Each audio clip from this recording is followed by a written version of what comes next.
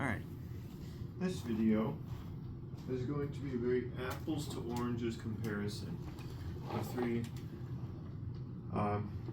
very different wide area vacuum cleaners. We're going to work our way from oldest to newest, so I need to make a minor adjustment here. So, starting with the Hoover Conquest. That is a very old school wide area vacuum cleaner with the direct air motor and dirt cup design.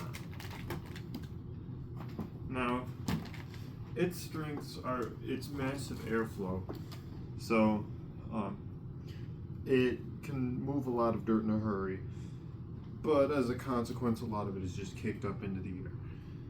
And you know, it's nice that it moves a lot of air. It picks up plenty of dirt, and it has a very nice brush roller design too.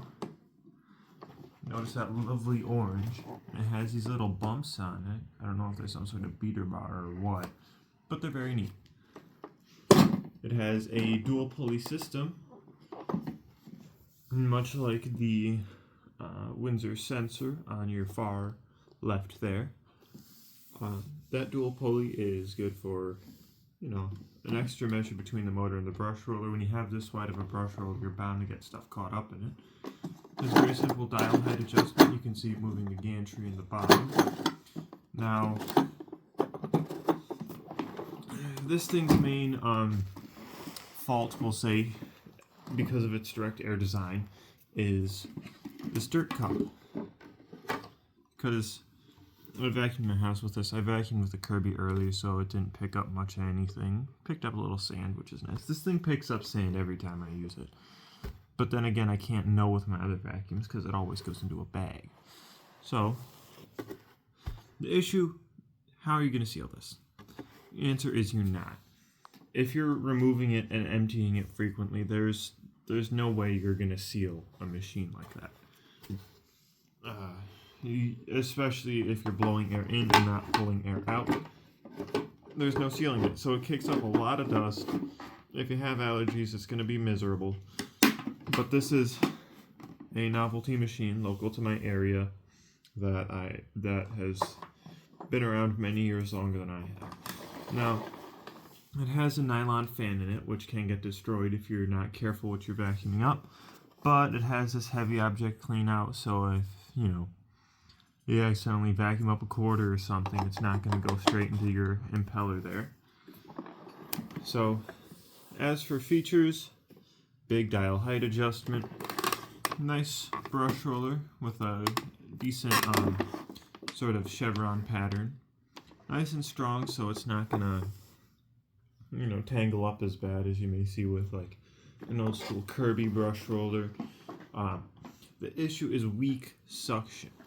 Now, people say generally suction doesn't matter unless, you know, you are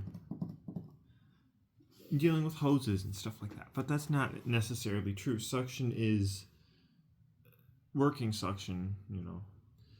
How hard it can pull against your hand doesn't really matter in a sealed environment, but how hard it can pull your hand with an open end, that simulates how hard it is pulling up on your floor, how aggressively it's pulling air through. This doesn't have a whole lot of that, but it does pretty good.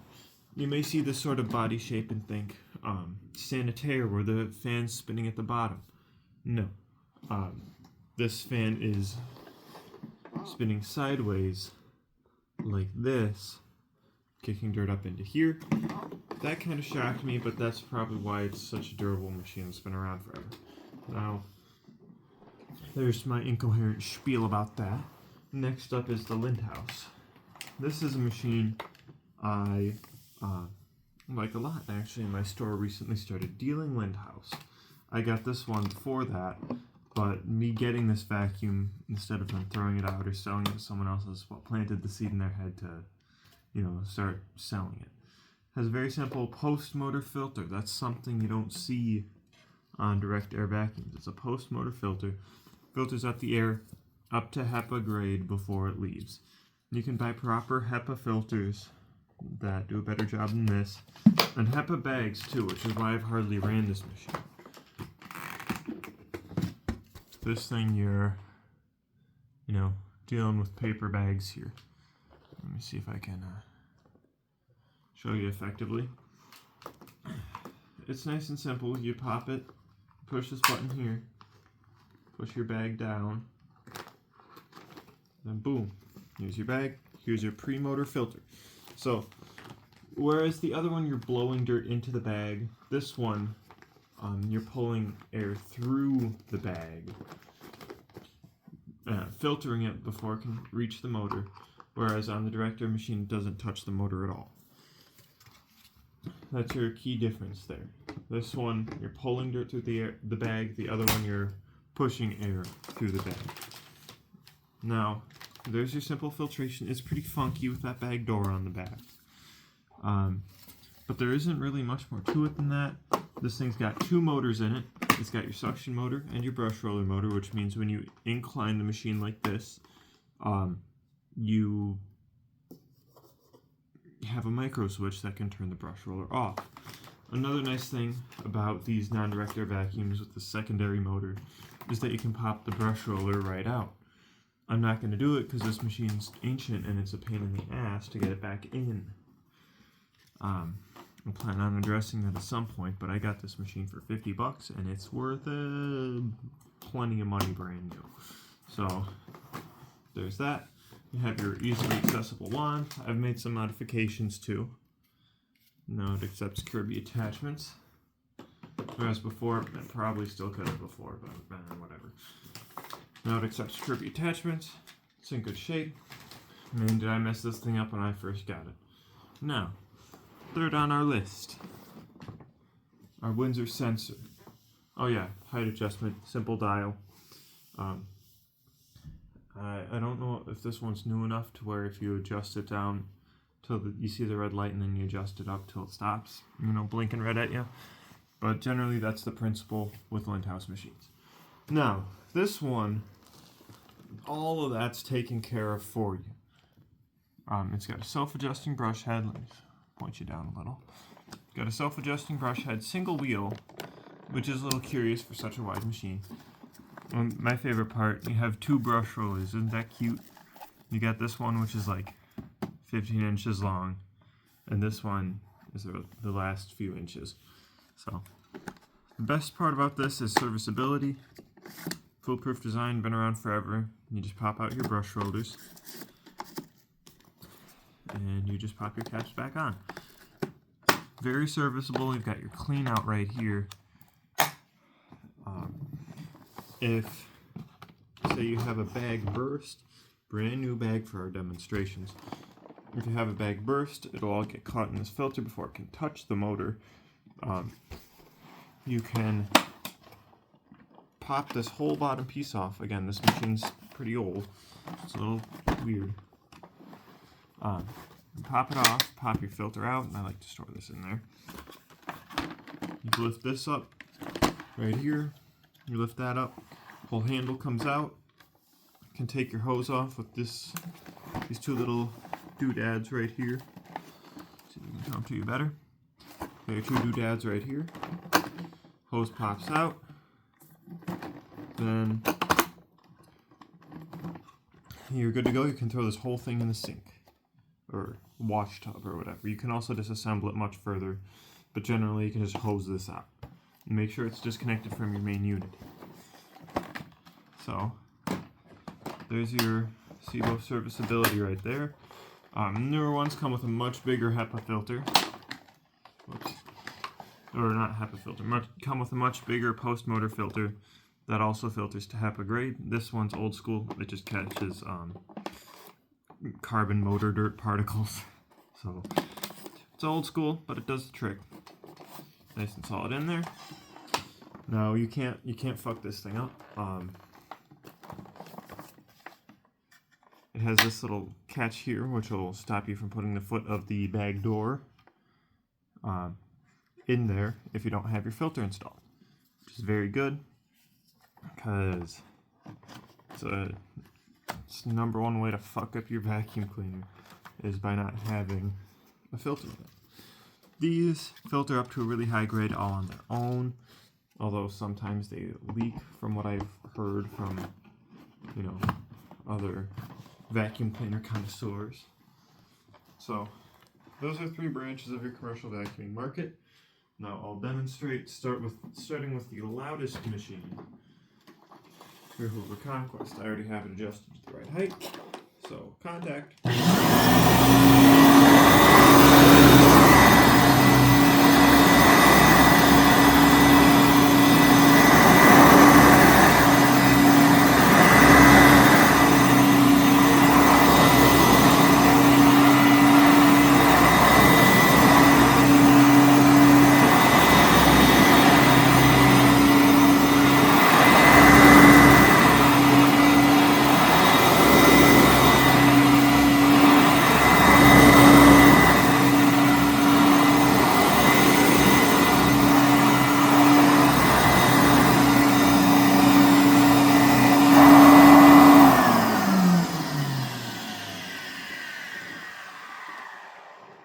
Sounds pretty rough, but it's 50 years old and it was used for every single one of them.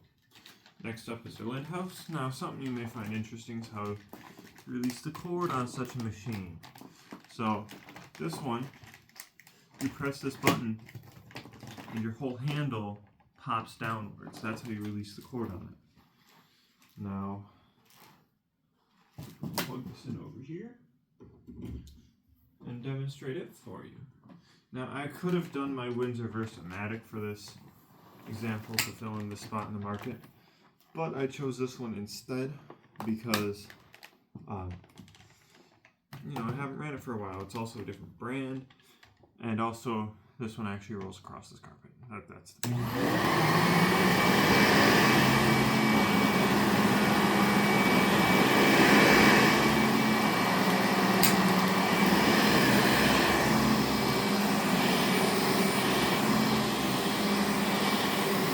Notice it's much quieter.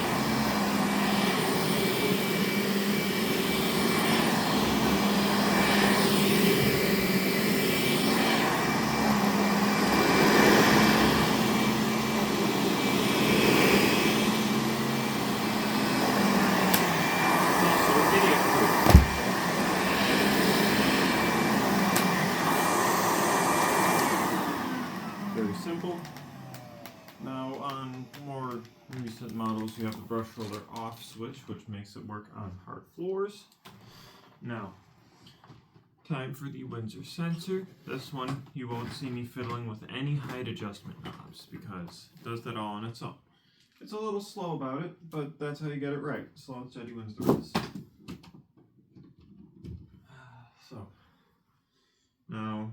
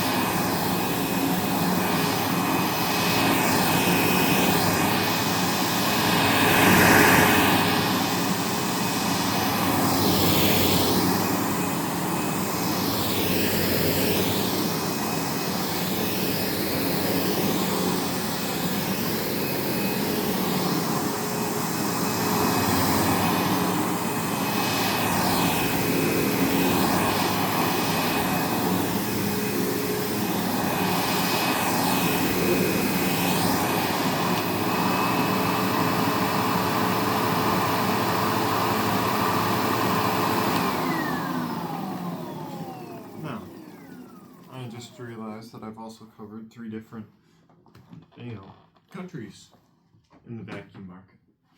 We have American,